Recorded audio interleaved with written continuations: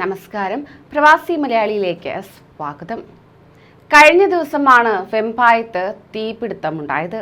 ഇതിൽ നശിച്ചത് ഒരു പ്രവാസിയുടെ ദീർഘകാല സ്വപ്നമായിരുന്നു.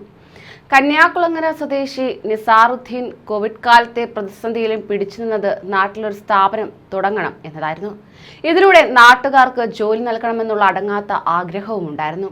ഇതേ തുടർന്ന് വെമ്പായം കേന്ദ്രമാക്കി AN ഹൈപ്പർ മാർക്കറ്റ് 3 മാസം മുമ്പ് ആരംഭിക്കുകയായിരുന്നു.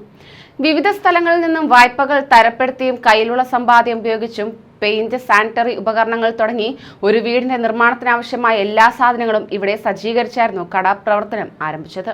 നിസാറുദ്ദീൻ വിദേശത്തായതിനാൽ തന്നെ ഭാര്യ ഹസീനയാണ് കടയുടെ മേൽനോട്ടം വഹിച്ചിരുന്നത്. ശനി രാത്രി 5 മണിക്കൂർ കൊണ്ട് കത്തിയമർന്നത് ഒരു പ്രവാസിയുടെ എല്ലാ സമ്പാദ്യവുമായിരുന്നു. കോടികളുടെ നഷ്ടമുണ്ടാവുകയും ഒരാളുടെ ജീവൻ നഷ്ടപ്പെടുകയും ചെയ്ത സംഭവത്തിൽ കുടുംബത്തിന്റെ ഭീതി ഇനിയും മാറിയിട്ടില്ല.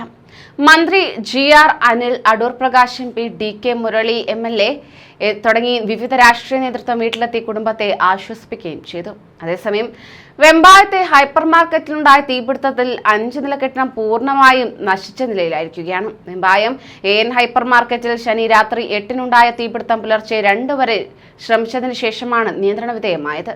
കടയിൽ കൂടുതലും വീട് നിർമ്മാണത്തിനാവശ്യമായ സാധനങ്ങളും പെയിന്റ്, വാർണിഷിംഗ്, ടിന്നർ, ടർപ്പന്റിൻ തുടങ്ങിയവയുമായിരുന്നു. ശനിയാഴ്ച വൈകിട്ട് കെട്ടിടത്തിന്റെ അടിയിലുള്ള നിലയിൽ വെൽഡിംഗ് ജോലികൾ നടന്നിരുന്നു. ഇതുകാരണം ചൂടുള്ള തീപ്പൊരികൾ വീണതോ വെൽഡിംഗ് നടക്കുന്നതിനിടയിൽ ഷോർട്ട് സർക്യൂട്ട് ഉണ്ടായി തീയുണ്ടായതോ ആകാമെന്നാണ് സംശയിക്കുന്നതെന്ന് അധികൃതർ പറയുന്നു. കടയിൽ സാധനങ്ങൾ മാത്രം 5 കോടി രൂപയോളം വില വരുമെന്നും ആകെ 10 കോടി രൂപയുടെ നഷ്ടം സംഭവിച്ചിട്ടുണ്ടാകുമെന്നുമാണ് സ്ഥാപനവുമായി ബന്ധപ്പെട്ടവർ പറയുന്നത്.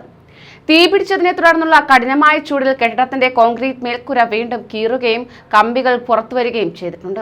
അറ്റകുറ്റപ്പണികൾ നടത്താൻ കഴിയാത്ത തരത്തിൽ കെട്ടിടം നാശം സംഭവിച്ചിട്ടുണ്ടെന്ന് വിദഗ്ധർ പറയുന്നു. ഇത്തരത്തിൽ ഒരു പ്രവാസിയുടെ ദീർഘകാല സ്വപ്നമാണ് കത്തിയമർന്നത്. ഇതിലൂടെ കോടികളുടെ നഷ്ടമാണ് ആ പ്രവാസിക്ക് നേരിടേണ്ടി വന്നത്.